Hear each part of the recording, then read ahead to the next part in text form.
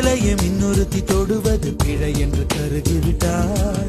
ஒரு ஜீன்ஸ் அணிந்த சின்ன கிளி ஹலோ சொல்லி கை கொடுக்க தங்க முகம் கருகிவிட்டாள். அந்த கல்வி பிறந்து சென்றால் நான் ஜீவன் உருகி நின்றேன். அந்த கல்வி